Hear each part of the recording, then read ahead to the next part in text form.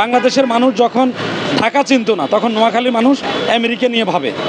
বাংলাদেশের মানুষ যখন ঢাকা চিনে না তখন নোয়াখালী মানুষ জাপান নিয়ে ভাবে। উদার এই বিষয়ে আপনারা বিগত 50 বছরের যে পরীক্ষা এটা আপনারা দেখেছেন।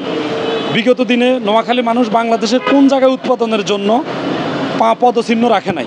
বাংলাদেশের মানুষ যখন ঢাকা চিনত না তখন নোয়াখালী মানুষ আমেরিকা নিয়ে ভাবে। বাংলাদেশের মানুষ যখন ঢাকা চিনে না তখন নোয়াখালী মানুষ জাপান নিয়ে ভাবে। বাংলাদেশের মানুষ যখন সৌদি আরব চিনা শুরু করেছে তখন নোয়াখালী মানুষ মঙ্গল গ্রহে যাওয়া পথ সুগম করেছে। কিভাবে? কারণ যদি কোনো লোক মঙ্গল গ্রহে বসবাসের জন্য সাহস করে আগে যায়, বীর নোয়াখালী আগে যাবে। সেজন্য নোয়াখালী মানুষ প্রতিটি জায়গায় এগিয়ে। আর আপনি জেনে খুশি হবেন, নোয়াখালীর ভাষায় কথা বলে কারা? নোয়াখালীর ভাষায় কথা বলে মিরেশ্বরের লোকেরা, যারা চিটংয়ের পাশে, কিন্তু কথা বলে নোয়াখালীরা। আপনারা জানেন বরিশাল বিভাগের মধ্যে আছে আপনার ভোলা, তারা নোয়াখালীর ভাষায় কথা বলে। ভোলার পূর্ব নাম শাহবাজপুর। এই অঞ্চলটা নোয়াখালীর ভৌগোলিক সীমানার মধ্যে, মানচিত্রের মধ্যে ছিল। আপনারা এখন যদি গুগলকে প্রশ্ন করেন মানে নোয়াখালীর প্রাক্তন সীমানাটাকে আমাকে দেখাও, সে শো করবে শাহবাজপুর মানে নোয়াখালী। আর সেজন্য আপনারা জানেন যে এই যে আমাদের যে পার্শ্ববর্তী আমাদের ভাইরা, কুমিল্লার ভাইরা কথা বলে, আমাদের নাঙ্গলকোট, লাকসাম এবং আমাদের ফরিদগঞ্জ, হাজীগঞ্জ, চাঁদপুর, মনোহরগঞ্জ এই অঞ্চলের মানুষ র্যান্ডাম নোয়াখালীর ভাষায় কথা বলে। কেন বলে? নোয়াখালীর ভাষায় কথা বলে তারা ব্র্যান্ড হয়েছে।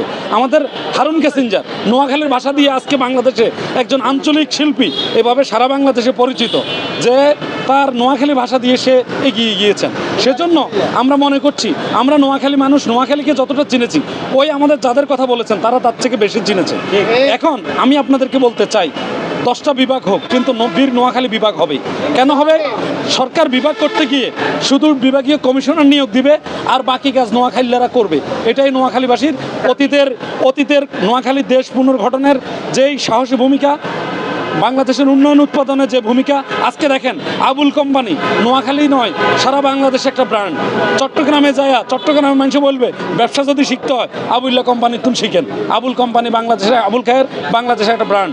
আসেন বাংলাদেশের সুস্থ ম্যানেজমেন্টে বাংলাদেশের ফ্রাটেক্স একটা ব্র্যান্ড, বাংলাদেশের গ্লোব একটা ব্র্যান্ড, এইভাবে বাংলাদেশের হামদর্দ একটা ব্র্যান্ড। এই হামদর্দ যখন পশ্চিমারা রেখে চলে গেল তখন একজন মাদ্রাসার ছাত্র ইউসুফ হারুন সাহেব ভুঁইয়া, উনি এইটাকে সাইকেল চালিয়ে এই হামদর্দের সালসা, এটাকে বাংলাদেশে নয় সারা পৃথিবীতে ব্র্যান্ড করেছে।